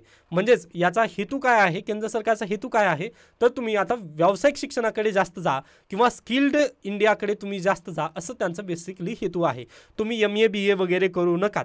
जर ते केला तर तुम्ही फसाल. यासाठी त्यांनी काय म्हणत आहेत की थोडंसं व्हिजन थोडंसं वाढवा, आम्ही तुम्हाला मदत करायला तयार आहोत. म्हणजेच काय, लो इंटरेस्ट रेटवरती तुम्हाला आम्ही 10 लाख रुपये देत आहोत, असं केंद्र सरकारचं तिथं बेसिकली म्हणणं आलेलं आहे. आय होप हा पण पॉईंट क्लिअर झालेला असेल की शैक्षणिक कर्ज आणि ह्या पहा, हे जर तुम्ही व्यावसायिक शिक्षण जर घेतलात ना, जे रोजगाराची समस्या क्रिएट होत आहे देशामध्ये, म्हणजे BA MA करून आपल्याला काय भेटत आहे, रोजगार भेटत नाही आहे. मग ही पण समस्या तिथं काय कमी होईल, हे त्याच्या मागचं एक बेसिक हेतू आपल्याला बेसिकली सांगता येतं. त्यानंतर आहे मुद्रा कर्ज. आता मुद्रा कर्जाची पूर्वी लिमिट होती पहा 10 लाख रुपये. सॉरी, हे खूपच मेसी झालेलं आहे, पण आय होप आता गरजेचं आहे पहा या गोष्टी. ओके, पूर्वी ना मुद्रा लोनमध्ये तुम्हाला किती 10 लाख रुपये मिळायचे. म्हणजे आता अगदीच एखादी नवउद्यमी आहेत, जसं की महिला ब्युटी पार्लर, त्यानंतर महिला सिलाई मशीनचा उद्योग, ओके, म्हणजे सिलाई बुनाई वगैरे तशा पद्धतीने, किंवा अन्य ओके, म्हणजे बचत गट टाईप वगैरे ते तुम्ही समजून घेऊ शकता. MSME त्याला आपण म्हणतो. MSME म्हणजेच काय तर micro small medium enterprises. Okay, लहान मोठे जे उद्योग आपल्या घरोघरी वगैरे येतात, जसं पिठाची गिरणी वगैरे, मग ते टाकण्यासाठी आपल्याला काय पूर्वी 10 लाखापर्यंतचं कर्ज भेटायचं. व आता त्याची रक्कम त्यांनी किती केलेली आहे, 20 लाख रुपयेपर्यंतचं कर्ज आम्ही देणार आहोत. मग पुढल्या वर्षी मेन्सला हा प्रश्न येऊ शकतो, कारण मराठवाड्यामध्ये ना भरपूर लोनमध्ये फसवेगिरी झालेली आहे. समजतंय ना पॉईंट तुम्हाला. तर 54% लोन वापस आलेले नाही आहेत. मराठवाड्याची जर आकडेवारी तुम्ही पाहिलात तर त्यामध्ये परभणी आघाडीवर आहे. ओके, म्हणजे मराठवाड्यात जेवढे लोन गेले आहेत ना, आपलं कशामध्ये, मुद्रा योजनेअंतर्गत, तर त्यामध्ये वापस ते लोन रिकव्हरीचं प्रमाण खूप कमी आहे. त्यामुळे पुढल्या वर्षी अगदी हा प्रश्न मला येऊ शकण्याची थोडेसे जास्त चान्सेस वाटतात. त्यामुळे लक्षात ठेवा, पुढल्या वर्षीसाठी MSME आणि मुद्रा लोन हे तुम्हाला पाहणं गरजेचं आहे. मग हे पण पाहिलं आपण की मुद्रा योजनेची वाढ किती करण्यात आलेली आहे आता, तर 20 लाख रुपयेपर्यंत तुम्हाला काय मुद्रा योजनेअंतर्गत कर्ज भेटणार आहे. डन. आता हे झालं थोडंसं बजेटबद्दलची चर्चा. त्यानंतर नेक्स्ट न्यूज आहे पहा, नीट फेरपरीक्षेला सर्वोच्च न्यायालयाचा नकार, पेपरफुटी गैरप्रकार दर्शवणारा ठोस पुरावे नसल्याचे निरीक्षण DY चंद्रचूड यांनी पाहिलेले आहेत. ओके, म्हणजे पहा, पेपरफुटी अगदी जास्त पद्धतीने झालेली नाही असं DY चंद्रचूड यांनी सांगितलं. कारण पहा, NTAने जो डाटा वगैरे दिलेला आहे त्यांच्या वेबसाईटवरती, त्या वेबसाईटला जे IIT मद्रास आहे त्यांनी स्कॅन केलं किंवा त्याला थोडंसं स्टॅट पद्धतीने पाहिलं. मग त्यावेळेस त्यांना निरीक्षणात आलं की जास्त काही याचा इम्पॅक्ट वगैरे झालेला नाही आहे किंवा जास्त विद्यार्थ्यांना जास्त मार्क वगैरे पडलेले नाही आहेत. त्यामुळे जर परत एकदा जर तुम्ही एक्झामिनेशन जर घेतला तर जास्त विद्यार्थ्यांवर याचे परिणाम वगैरे होऊ शकतील. कारण पहा, 23 लाख विद्यार्थ्यांनी ही परीक्षा दिलेली होती. मग परत एक्झाम जर करायचं म्हटलं तर याचे इम्पॅक्ट जास्त असू शकतात. त्या नात्याने सुप्रीम कोर्टाने ही एक्झाम घेणं कॅन्सल केलेलं आहे. डन. त्यानंतर परत एकदा आपण जाऊयात, राहुल गांधी किंवा जे काँग्रेस आहे त्यांनी काय म्हणत आहेत की हे जसं न्यायपत्र दिलेलं होतं, म्हणजे काँग्रेसचं जे मॅनिफेस्टो होतं ना, अगदी तशाच पद्धतीने कॉपी पेस्ट केलेलं आहे बजेट. तर तसं त्यांनी टीका केलेली आहे, पण ते आपल्यासाठी गरजेचं नाही आहे. आता यांचं न्यायपत्रामध्ये काय म्हटलेलं होतं पहा, काँग्रेसचं म्हणणं काय आहे, जे रोजगाराच्या सुविधा वगैरे आम्ही देणार होतो अगदी तशा पद्धतीने निर्मला सीतारामन यांनी केलेलं आहे असं त्यांचं म्हणणं आहे. मग ती काय आहे ती पाहून घेऊयात. आता थोडीशी आपण चर्चा करूयात रोजगाराबद्दल, चालेल. तर 1 मिनिट द्या, आपण पुढे येऊयात रोजगारबद्दल. आजचा हा व्हिडिओ थोडासा लांबलचक होईल, पण कदाचित गरजेचा आहे असं माझं म्हणणं असेल. ओके, आता पहा, युवकांच्या रोजगारासाठी त्यांनी 3 स्कीम आणलेल्या आहेत. म्हणजे बेसिकली 5 स्कीम आहेत, पण त्यापैकी 3 आता त्यांनी म्हणजे डायरेक्टली 3 स्कीम त्यांनी दिलेल्या आहेत, A, B, C. मग ये स्कीम काय म्हणते पहा, तुम्ही जर नोकरीला लागलात, म्हणजे फॉर्मल सेक्टरमध्ये जर तुम्ही नोकरी करत असाल, जसं की एखादी कंपनी असेल जी रजिस्टर्ड असेल, ओके, एखाद्या कारखान्यात तुम्ही जर काम करत असाल तर तिथं रजिस्ट्रेशन मॅन्युअली असतं, कंपल्सरी असतं. मग त्या कारखान्यामध्ये जर गेल्यानंतर पहा तुम्हाला रजिस्टर्ड करणं गरजेचं आहे. मग रजिस्टर्ड एखाद्या फर्ममध्ये वगैरे तुम्ही किंवा कारखान्यामध्ये जर कामाला गेला असाल तर केंद्र सरकार काय तुम्हाला अगदीच 15-15 हजारच्या टप्प्यामध्ये वगैरे काय तुम्हाला EMI टाईप तुम्हाला काय पैसे किंवा पगार देणार आहे. ओके, तर हे झाली पहिली स्कीम व याचा इम्पॅक्ट किंवा याचा फायदा कोणाला 15 लाख जणांना होणार आहे अशी त्यांची अपेक्षा आहे. ठीक आहे, तसेच हे 15 लाख दिल्यानंतर त्यांनी काय EPFOमध्ये पण मदत केली जाणार आहे. म्हणजे EPFO काय असतं पहा, तुमची जी पेन्शन असते ना त्याला पण पेन्शनचं खातं तुमचं फुकटमध्ये उघडून देण्यात येणार आहे. ओके, तुम्ही एखाद्या रजिस्टर्ड फर्ममध्ये जर कामाला लागलात तर तुम्हाला 15-15 हजार म्हणजे पहिली पगार जी आहे ती केंद्र सरकार देईल. उलट तुमचं EPFOचं खातं तुम्हाला कोण देणार आहे, केंद्र सरकार काढून देणार आहे. पण एक अशीच अट आहे, 1 लाखपर्यंतची तुमची नोकरी असायला हवी. म्हणजे मिनिमम तुमचं ॲन्युअली जे पॅकेज असेल, म्हणजे ॲन्युअली जे पॅकेज असेल ना ते मिनिमम 1 लाखाचं असेल, त्यावेळेसच तुम्हाला 15,000 रुपये कोण देणार आहे, केंद्र सरकार देणार आहे आणि EPFOचं खातं काढून देणार आहेत. आय होप हा पण पॉईंट तुम्हाला क्लिअर झालेला आहे. डन. त्यानंतर B स्कीम काय आहे पहा, यामधीलच दुसरी B स्कीम आहे.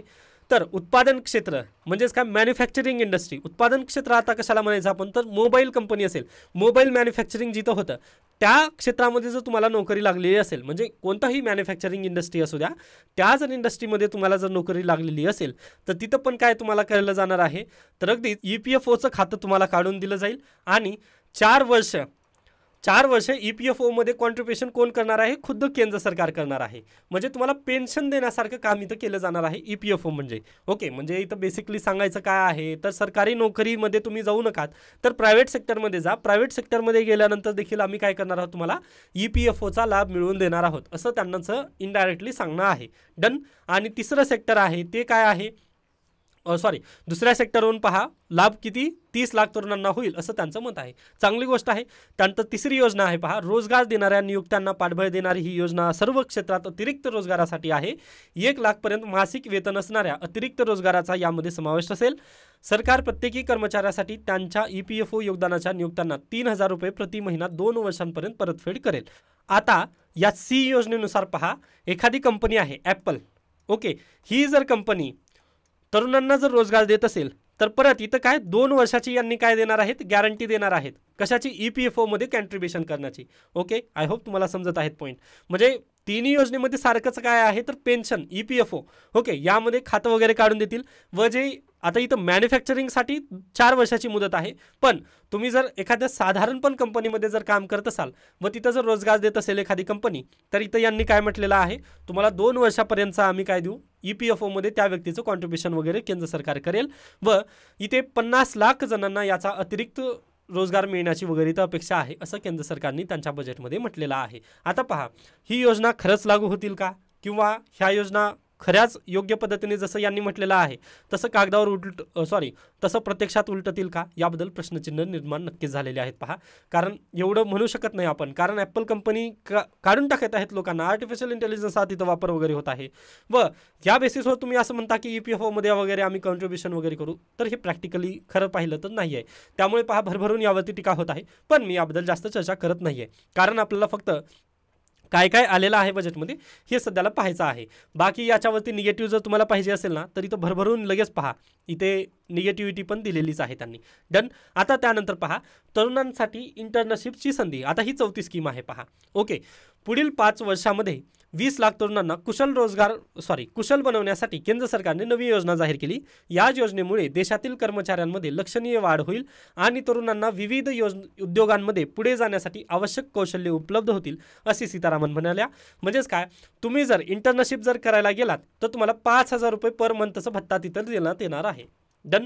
जसं महाराष्ट्राने कोणता भाऊ, लाडका भाऊ योजना आणली, अगदी तिथे तुम्हाला जास्त रुपये देणार आहेत. 6,000 रुपये 12वी पास, 10,000 रुपये BA पास वगैरे तशा पद्धतीने, सॉरी BA वाल्यांसाठी तर ती स्कीमच नाही आहे. पहा इंटर्नशिप BAला नसतेच. ओके, ते व्यावसायिक शिक्षण ज्यांचं होत आहे त्यांच्यासाठी ही स्कीम होती लाडका भाऊ योजना. अगदी त्याच बेसिसवर केंद्र सरकारने 5,000 तुम्हाला काय देणार आहेत, इंटर्नशिप जर तुम्ही करत असाल तर केंद्र सरकार तुम्हाला 5,000 रुपये दिलं जाईल. अशा पद्धतीने ही स्कीम किंवा या योजना आपल्याला बेसिकली पाहता येतात. आता याचं डिटेल डिस्कशन किंवा डिटेल जर तुम्हाला नोट्स पाहिजे असतील तर हे ऑलरेडी तुम्हाला मिळालेले आहेत. त्यानंतर शहरांचा नियोजनबद्ध विकास, ज्या पद्धतीने पहा स्मार्ट शहरे होती अगदी त्यालाच थोडंसं पॉलिश मारण्याचं काम इथं केलेलं आहे. व आर्थिक व वाहतूक नियोजनाद्वारे शहरी भागांचा नियोजनबद्ध विकास करण्याचा प्रयत्न आता नवीन योजनेनुसार केला जाणार आहे. आता पहा, आय होप तुम्ही हे सर्व वाचून अगदी कंप्लीट करून घेऊ शकता. जे पॉईंट महत्त्वाचे होते ते मी सांगितलेलेच आहेत. हां, त्यानंतर आता अगदीच आणखीन एक पॉईंट इथं राहिलेला आहे. आता आपण इथं काय पाहिलं होतं पहा, तर आपलं जे इन्कम आहे, इन्कममध्ये 4% कस्टम ड्युटी आपल्याला मिळते किंवा 1 रुपयेमध्ये 4% वाटा कुणाचा आहे तर कस्टम ड्युटीचा असतो. आता हे कस्टम ड्युटी म्हणजे काय असते हे थोडंसं आपण पाहून घेऊयात, म्हणजे बजेट समजायला ना तुम्हाला थोडीशी मदत होते. आता पहा, हा आपला प्यारा भारत आहे आणि इथं आहे अमेरिका किंवा इथं आहे चायना. ओके, हे अशा पद्धतीने चायना आहे असं कन्सिडर करा. मग पहा, आता मी काय केलं, अगदीच आपला कोणता मोबाईल आहे ते वन नथिंग फोन काहीतरी आहे किंवा OnePlusचा मोबाईल आहे. ओके, आपल्या बजेटनुसार आपण पाहूयात. किंवा जर तुम्ही इकडं जर पाहिलात, हे कोण आहे अमेरिका, इथून येतो कोण कॅलिफोर्नियामधून ॲपल कंपनीचा मोबाईल येतो, बरोबर. ॲपल घ्या. ओके, आणि इकडून कोण येणार आहे, OnePlus, रिअलमी, ओप्पो वगैरे अशा पद्धतीने मोबाईल येतात, बरोबर आहे. मग पहा, हे मोबाईल भारतामध्ये आले. भारतामध्ये ही मोबाईल आल्यानंतर ना या एअरपोर्टवरती तिथं चेकिंग केली जाते. किंवा एअरपोर्टने जर आले नसतील, हे मोबाईल कशाने आले, जहाजाने जर आले तर इथं काय पोर्टवरती तुम्हाला कस्टम ड्युटी लागली जाते. म्हणजे त्या कंटेनरला चेक केलं जातं, ह्या डब्यामध्ये काय आहे बा, मोबाईल आहे, मग ह्यावरती किती टक्के लावायचं कर असं तिथं कन्सिडर केलं जातं. मग याच्यापूर्वी ना अगदी अशाच सॉरी म्हणजे हा जर मोबाईल जहाजद्वारे जर आला तर ह्या पोर्टवरती काय इथं एक टॅक्स लागला जातो. या टॅक्सचं नाव आहे कस्टम ड्युटी. समजलं का पॉईंट, कस्टम ड्युटी. ओके, व इकडून ॲपल मोबाईल जर एअर बेसिसवरून आला किंवा एअरपोर्टद्वारे हा जर मोबाईल आला तर एअरपोर्टवरती जी सिक्युरिटी चेकिंग केली जाते ना तिथं पण तुम्हाला काय कस्टम ड्युटी द्यावी लागते. ओके, कस्टम ड्युटी इथं पे करावी लागते. मग हेच आहे तिथे परिणाम, बेसिकली काही दुसरं नाही आहे. आता तुम्ही गोल्ड वगैरे जर आणलात, आता अमेरिकेमधून जर आपण गोल्ड चेन वगैरे आणलं किंवा दुबईमधून जर आपण गोल्ड आणलं, कारण सोन्याचे बिस्किट तिथं अगदीच कमी पैशात वगैरे मिळतात. ओके, दुबईमध्ये वगैरे ते मान्य आहे. मग तिथून जर आपण गोल्ड घेऊन जर आलो मुंबई एअरपोर्टवरती तर तिथं तुम्हाला काय कस्टम ड्युटी द्यावी लागायची पूर्वी, सॉरी आता पण द्यावीच लागते कस्टम ड्युटी. पण ह्या सरकारने काय केलेलं आहे किंवा ह्या बजेटमध्ये आपल्याला एक चांगली गोष्ट म्हणजेच काय, 6% कमी करण्यात आलेली आहे तुमची काय कस्टम ड्युटी. कशावरती, गोल्ड. ओके, जे आपलं सोनं वगैरे आहे त्यावरती 6% कस्टम ड्युटी कमी झालेली आहे. त्यानंतर जे मोबाईल फोन आहेत जसं की ॲपल, त्यानंतर व्हिवो, सॅमसंग वगैरे जे काही दुसऱ्या देशातून वगैरे आपण मोबाईल, त्यानंतर त्याचे चार्जर्स वगैरे आहेत. ओके, ते जर चार्जर वगैरे तुम्ही मागवत असाल, कस्टम ड्युटी तिथं पण तुम्हाला काय थोडीशी कमी करण्यात आलेली आहे. त्यामुळे आपल्याला काय समजतं, आता गोल्ड म्हणजे जे सोनं तुमच्याजवळ आहे ना, सॉरी जे सोनं तुम्ही खरेदी करणार आहात ना त्याच्यामध्ये आता काय सोनं सुकाळ होणार आहे. ओके, व अगदी तसंच झालं पहा, काल जळगावमध्ये 3,500 रुपयांनी काय सोनं स्वस्त झालेलं आपल्याला पाहायला मिळालं. का तर कस्टम ड्युटी कमी झाली ना, 6% तिथं कस्टम ड्युटी कमी झाली. त्यानंतर आता पहा, ॲपलचा जर मोबाईल घ्यायला गेला तुम्ही तर पूर्वी काय कस्टम ड्युटी द्यावी लागायची. म्हणजे पहा, आता ॲपलचा मोबाईल किती आहे, अमेरिकेमध्ये 100 रुपयाचा आहे. मग भारतामध्ये तो आला आणि कस्टम ड्युटी त्यावरती 20 रुपये जर लागली तर तो मोबाईलची रक्कम किती व्हायची, 120 रुपये व्हायची. त्यामुळे मोबाईलच्या किमती पूर्वी जास्त वाढलेल्या असायच्या. पण आता त्यावरती त्यांनी काय कस्टम ड्युटी कमी केलेली आहे. मग आता कस्टम ड्युटी जर कमी केली, आता ती किती केली ते माहिती नाही आपल्याला, पण आता त्यांनी जर 10 रुपये जर कमी केली तर 110 रुपयाला काय आता ॲपलचा मोबाईल पडणार आहे. डन. म्हणजे तिकडल्या देशातून जर माल आलेला असेल तर त्यावरती कस्टम ड्युटी लागायची. ती कस्टम ड्युटी कमी केल्याने आपल्या देशामध्ये ते उत्पादन आल्यानंतर काय होणार आहे, त्यावरचं काय म्हणतो आपण, त्याची किंमत बेसिकली कमी होणार आहे, हे आपल्याला बेसिकली सांगता येतं. डन. हा पॉईंट आपल्याला क्लिअर असेल. कस्टम ड्युटीचा आपण पॉईंट क्लिअर झाला. व आपल्या बजेटमध्ये कस्टम ड्युटी किती आहे, 4% दाखवली जाते. म्हणजे आपल्याला उत्पन्न कस्टम ड्युटीमधून 4 रुपये मिळालेलं आपल्याला पाहता येतं. डन. हा एक पॉईंट क्लिअर झाला. त्यानंतर आता आणखीन एक आहे, आता जे सोनं आपल्याजवळ आहे किंवा जे विद्यार्थी शेअर मार्केटमध्ये वगैरे गुंतवणूक करतात, आता त्यांच्यासाठी थोडंसं आपल्याला काय गोष्टी काही आहेत. आता पहा, ज्या विद्यार्थ्यांनी, आता म्हणजे आपण विद्यार्थी दशेत आहोत त्यामुळे आपल्याजवळ तर तेवढी इन्कम नाही आहे, पण थोडंसं लक्षात घ्या, ज्यांनी शेअर मार्केटमध्ये गुंतवणूक करतात किंवा बॉन्ड वगैरे खरेदी करून ठेवलेले आहेत, म्हणजे ज्यांनी इन्व्हेस्ट केलेली आहे, मग ती इन्व्हेस्ट कशात पण असू द्या, मग त्यांनी जर 12 महिन्याच्या अगोदर जर इन्व्हेस्टमेंटला जर त्यांच्या विकले, म्हणजे शेअर मार्केटमधील एखादी बॉन्ड किंवा एखादी शेअर वगैरे जर त्यांच्याजवळ इन्व्हेस्टमेंटमध्ये असेल व त्यांनी 12 महिन्याच्या जर लवकर ते त्यांचं शेअर विकलं तर काय होणार आहे, त्यांच्यावरती 20% टॅक्स लागला जाणार आहे. पूर्वी याचं प्रमाण 15% होतं, आता ही टॅक्स इथं वाढवलेले आहेत. त्यानंतर तुम्ही अगदीच 1 वर्षापेक्षा जास्त म्हणजे लॉंग टर्म जर ते इन्व्हेस्टमेंट तुमच्याजवळ असेल तर तिथं मात्र 12.5% तुम्हाला काय टॅक्स लावला जाईल. एक मिनिट, इथं किती टक्के टॅक्स आहे, 12.5% टॅक्स तिथं तुम्हाला लावलं जाणार आहे. हे पूर्वी किती होतं, 10% होतं, त्याला आता 12.5% केलेलं आहे. व हे पूर्वी 15% होतं, याचं तिथं आता 20% केलेलं आहे. म्हणजे शेअर मार्केटमध्ये गुंतवणूक वगैरे केलं आणि तुम्ही जर लगेच पैसे काढून जर घ्यायला गेला तर 20% तुमचे कव्हर कपात केलं जाईल. आणि अगदी तशाच पद्धतीने आहे, जर तुम्ही लॉंग टर्ममध्ये जरी असाल तरी तुमचे 12.5% रुपये तिथं कट केले जातील. म्हणजे पहा, आता मी शेअर मार्केट आता मी काय केलं, शेअरमध्ये गुंतवणूक केली, 100 रुपये गुंतवणूक केली. ओके, 100 रुपये जर माझी गुंतवणूक असेल व मी 12 महिन्याच्या अगोदर 12 महिन्याच्या अगोदर म्हणजे 12 महिन्याच्या जर कमी जर केले तर ह्या 100 रुपये मला जर नफा झाला ना तर लगेच मला त्यावरती 120 रुपये तिथं द्यावे लागतील. म्हणजे 100 रुपये माझ्याकडे होते ना. ओके, मला 100 रुपयाचा नफा झालेला होता ना, तर त्याचे 20 रुपये मला काय टॅक्स स्वरूपात केंद्र सरकारला भरावं लागेल. त्यामुळे माझ्याकडे फक्त 80 रुपये राहिले. त्यामुळेच पहा, काल अगदी ट्विटरवरती सर्वजण हे करत होते, त्यांचं रोष वगैरे काढत होते की tax like Europeans and facilities like Afghanistan.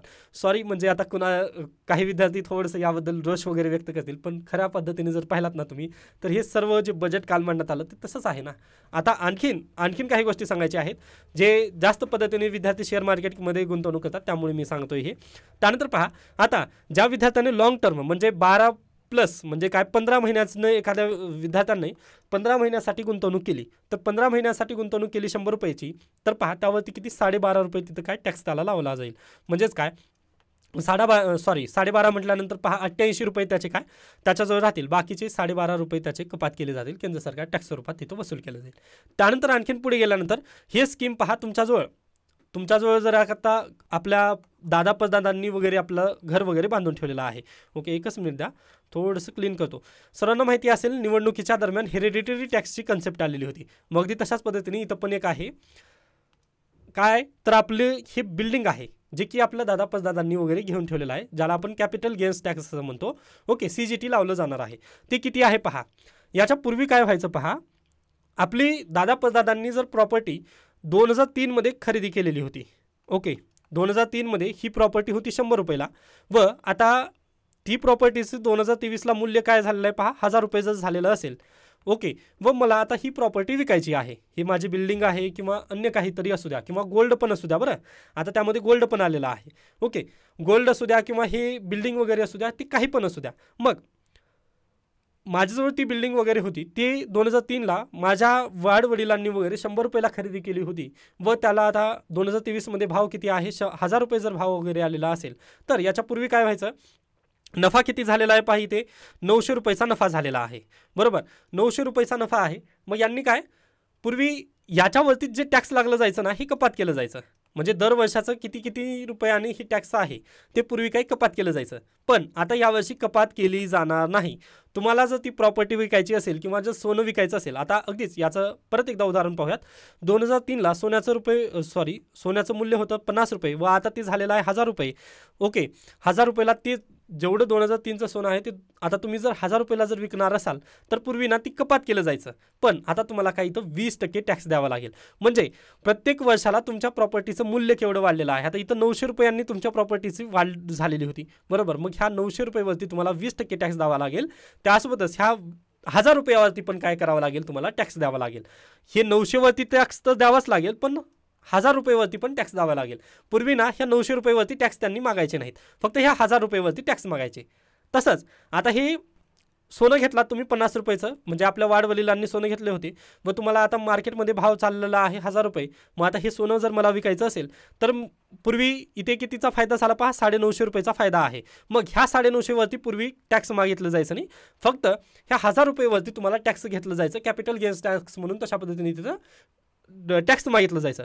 पण आता यावर्षी काय केलेलं आहे पहा त्यांनी, इथल्यावरती पण टॅक्स मागायचे व इथल्यावरती पण टॅक्स मागायचे. ओके, मग झालं ना हे हेरिडिटरी टॅक्स, म्हणजे आपल्या वाडवडिलांनी जे काही कमवून ठेवलेलं आहे त्याच्यावरती परत एकदा हे टॅक्स घेण्याची प्रथा इथं चालू झालेली आपल्याला बेसिकली सांगता येते. पण आता जर तुम्ही मार्केटमध्ये वगैरे जर गेला तर हे हेरिडिटरी टॅक्स नाही आहे, पण खऱ्या अर्थाने पाहिलं तर हे हेरिडिटरी टॅक्स आहे.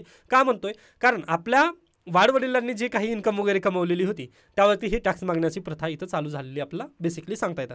आय होप हा पण पॉईंट तुम्हाला अगदी योग्यरित्या समजलेला असेल. डन. त्यानंतर आता आणखीन एक म्हणजे एकच मिनिट द्या, हे आपण पाहिलेलं आहे पहा. हां, आता केंद्र सरकारने आपलं जेही आहे काय म्हणतो महिला आणि बालविकासासाठी काय केलेलं आहे ते पण पाहूयात. म्हणजे महिला वर्ग पण आपलं चॅनल जर पाहत असेल तर त्यांच्यासाठी पण महत्त्वाचं आहे ना, त्यामुळे एकच मिनिट द्या. कुठे आहेस? एक मिनिट.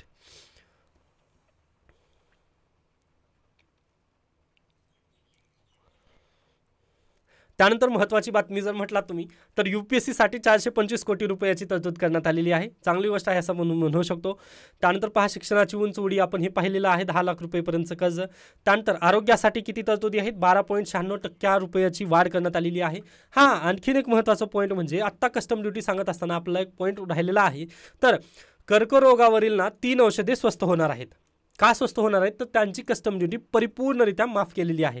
ते 3 औषधे पहा, ट्रास्टस्टुझुमाब आणि ओसीमर्टिनिब आणि डर्वालुमाब या 3 औषधांवरची कस्टम ड्युटी कमी करण्यात म्हणजे 0 रुपये करण्यात आलेली आहे. म्हणजे कस्टम ड्युटीपासून त्यांना माफक ठेवलेलं आहे. व ही औषधं कशासाठी आहेत? तर कॅन्सरच्या रुग्णालयासाठी ही अगदी महत्त्वाची औषधे आहेत.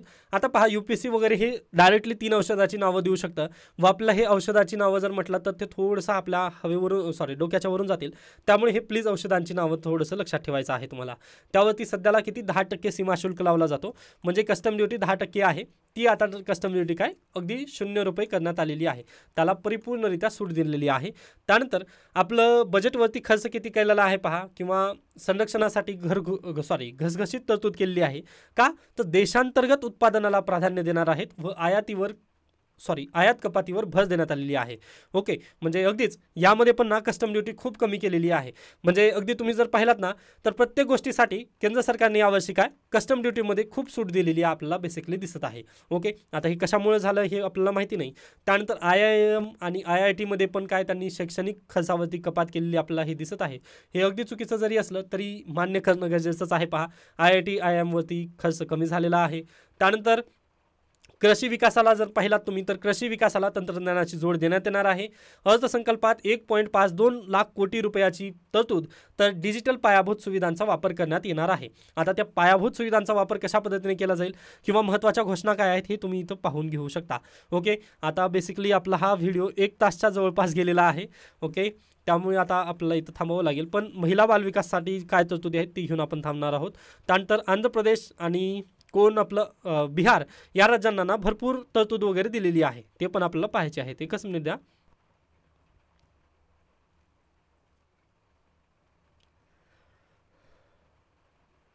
हां, आता आंध्र प्रदेश आणि बिहारबद्दल थोडंसं आपण चर्चा करूयात. बिहारसाठी काय काय तरतुदी आहेत पहा, तर गया येथे औद्योगिक वसाहत विकसित करण्यासाठी सर्वतोपरी सहकार्य करण्यात येणार आहे. पटना पूर्णिया द्रुतगती मार्ग, बक्सर भागलपूर द्रुतगती मार्ग, बोध गया राजगीर वैशाली दरभंगा पूल आणि बक्सर येथे गंगा नदीवर दुपदरी पूल यासाठी 26,000 कोटीची तरतूद करण्यात आलेली आहे. ऊर्जा प्रकल्पासाठी 21,400 कोटी रुपये, नवीन विमानतळ, वैद्यकीय महाविद्यालय, क्रीडा संकुलासाठी उभारणी, बहुस्तरीय विकास बँकांकडून आर्थिक मदत उपलब्ध करून देणार. पूर नियंत्रणासाठी 11,500 कोटीची तरतूद, विषपूद आणि महाबोधी कॉरिडॉर विकसित करण्यासाठी मदत. आता हे विषपूद आणि महाबोधी कॉरिडॉर कुठं तयार करण्यात येणार आहे किंवा कोणत्या बजेटमध्ये चर्चा केली गेली असा प्रश्न येऊ शकतो, त्यामुळे प्लीज हे लक्षात घ्या. त्यानंतर नालंदा आणि राजगीर या धार्मिक स्थळांचा विकासासाठी मदत करण्यात येणार आहे. हे झालं बिहारसाठीची तरतूद. म्हणजे पहा, ह्या दोन्ही राज्यांसाठी फक्त या दोन्ही राज्यांसाठीच 74,000 रुपये कोटी इथं काय खर्च केला जात आहे. त्यामध्ये 59,000 रुपये कोणाला मिळत आहेत? 59,000 कोटी बरं बिहारसाठी, आणि आंध्र प्रदेशसाठी 15,000 कोटी रुपये आहेत. त्यामध्ये आंध्र प्रदेश पुनर्रचना कायद्याच्या अंमलबजावणीसाठी मदत करण्यात येत आहे व अमरावती राजधानी विकसित करण्यासाठी 15,000 कोटींसह आणखी आर्थिक मदत आगामी काळात देण्यात येणार आहे. तसेच पोलावरम सिंचन प्रकल्पासाठी आर्थिक मदत, विशाखापट्टणम चेन्नई औद्योगिक पट्ट्यातील कोपरती पायाभूत सुविधांसाठी मदत, हैदराबाद बेंगळुरू औद्योगिक कॉरिडॉरमधील ओव्हरलुकमध्ये पायाभूत सुविधांसाठी मदत, राज्याच्या आर्थिक विकासासाठी अधिक तरतूद करण्यात आलेली आहे, रायलसीमा प्रकाशम उत्तर किनारी या मागास भागाच्या विकासासाठी निधी देण्यात आलेला आहे. तर अशा पद्धतीने आंध्र प्रदेश आणि बिहारला अगदी जास्त भरघोस तरतुदी इथं दिलेल्या आहेत, पण महाराष्ट्राला कोरडच ठेवलेला आपल्याला बेसिकली पाहायला येतं. त्यानंतर सोने दरात मोठी घसरण हे आपण पाहिलेलं आहे की सीमा शुल्कामध्ये तिथे काही कमतरता आली, त्यामुळे सोन्याचे भाव वगैरे अगदीच कमी झालेले आपल्याला पाहायला मिळत आहेत. त्यानंतर ईशान्येमध्ये किती 100पेक्षा जास्त पोस्टाच्या शाखा काढल्या जाणार आहेत, म्हणजे जे पोस्ट पेमेंट बँक आहे ना तिथे 100पेक्षा जास्त शाखा आता काढल्या जाणार आहेत. त्यानंतर वित्तीय तुटीचे 4.9% उद्दिष्ट धोक्यात. आता हे प्लीज एका लेक्चरमध्ये समजावून सांगू शकत नाही, हे FRBM ॲक्ट आहे. FRBM ॲक्टची थोडीशी हिस्ट्री आपल्याला माहिती पाहिजे, ती आहे 2016 पासूनची. तुम्ही मला काय करा, मला पुन्हा एकदा रिमाइंड करून द्या. FRBM ॲक्ट आपण ना स्पेशल सेशनमध्ये शिकूयात, कारण हे संपूर्ण खिचीपिढी म्हणजे तुम्हाला ना डोक्यावर बर्डन आल्यासारखं वगैरे होईल, त्यामुळे मी FRBM ॲक्टला इथं स्किप करत आहे. पण वित्तीय तूट यावर्षी झालेली आपल्याला बेसिकली पाहता येते. एंजल टॅक्स आपण पाहिलेला आहे. ओके, त्यानंतर मेन्ससाठी तुम्हाला लिहिण्यासाठी हे इथं मी कंटेंट दिलेलं आहे. हे भारतीय अर्थव्यवस्थेपुढील आव्हाने काय आहेत हे इथं दिलेली आहेत व याला सोल्युशन काय काय आहेत ही इथं दिलेली आहेत. ओके, मेन आन्सर रायटिंगसाठी पण कंटेंट आपल्या आजच्या लेखमध्ये इथं ऑलरेडी आहे. डन. त्यानंतर पुढे चला, हे कर रचना आपण पाहिलेली आहे. ओके, त्यामुळे काळजी नाही. त्यानंतर पहा, सीमा शुल्कमध्ये कर कपात झालेली आहे. मोबाईल जर फोन वगैरे जर तुम्ही घेणार असाल तर त्यासाठी बंदी आहे ते. ओके, त्यानंतर नोकरी पण पाहिली आपण. डन. आय थिंक महिला बालविकाससाठी आलेलं नाही आहे वाटतं लोकसत्तामध्ये, पण मग ते गेलं कुठं, सॉरी. म्हणजे पहा, मी वाचलेलं आहे ते. ओके, म्हणजे महिलांसाठी हॉस्टेल वगैरे बांधण्यात येणार आहेत. त्यानंतर पहा, ग्रामीण विकासासाठी किती 2.66 लाख कोटी रुपये देण्यात येणार आहेत. त्यासोबतच पहा, जे आपली 2000 अटल बिहारी वाजपेयी यांनी काय प्रधानमंत्री ग्राम सडक योजना आणलेली होती पहा, त्याचा 4था टप्पा आता सुरू करण्यात येणार आहे व ती चांगली गोष्ट आहे. पहा, सक्सेसफुल योजनेच्या यादीमध्ये कोणती योजना आहे? प्रधानमंत्री ग्राम सडक योजना आहे. त्याला परत ते काय करत आहेत, वाढीव करत आहेत. त्यानंतर महिला आणि मुलींसाठीच्या योजनेसाठी 3 लाख कोटींची तरतूद आहे. ओके, ही इथं दिलेलं आहे, पण आपलं जे द हिंदू आहे ना तिथं चांगल्या पद्धतीने दिलेलं होतं. तर या तरतुदीनुसार पहा, महिला ज्या अगदीच रोजगार करत आहेत किंवा नोकरीवर आहेत त्यांच्यासाठी ना महिलाच्या हॉस्टेलची सुविधा करण्यात येणार आहे. म्हणजे हॉस्टेल बांधले जाणार आहेत. म्हणजे अगदीच मोठे मोठे शहरं जिथं महिला अगदीच व्यवसाय वगैरे करत आहेत किंवा त्या नोकरीसाठी वगैरे स्थायिक आहेत त्यांच्यासाठी ही तरतूद चांगली आहे. त्यांना हॉस्टेल वगैरे तिथं देण्यात येणार आहे. म्हणजे पहा, नोकरदार महिलांसाठी वसतिगृह, मागासवर्गीयांना पाठबळ वगैरे दिले जात आहे. सामाजिक न्याय विभागासाठी 13,539 कोटींची तरतूद, तर महिला मुलींसाठीच्या योजनांसाठी 3 लाख कोटीची तरतूद इथं बेसिकली पाहायला मिळते. ओके, तर आता आपण इथं अशा पद्धतीने थांबूया. त्याबद्दल काही शंका, काही सजेशन असतील तर नक्की मला सांगू शकता. पहा, अगदी मी चांगल्या पद्धतीने बजेट घेण्याचा प्रयत्न तर केलेला आहे. तरी देखील पहा, इकॉनॉमिक सर्वे आपलं राहिलेलं आहे, जे की इकॉनॉमिक सर्वेचं व्हिडिओ मी कालच मृणाल सरांचं ते व्हिडिओ जे आहे ते लिंक केलेलं आहे आपलं टेलिग्राम चॅनलवरती, ते तुम्हाला मिळून जाईल. तर अशा पद्धतीने आपण इथे थांबूयात. शंका, काही सजेशन असतील तर नक्की मला सांगू शकता. धन्यवाद.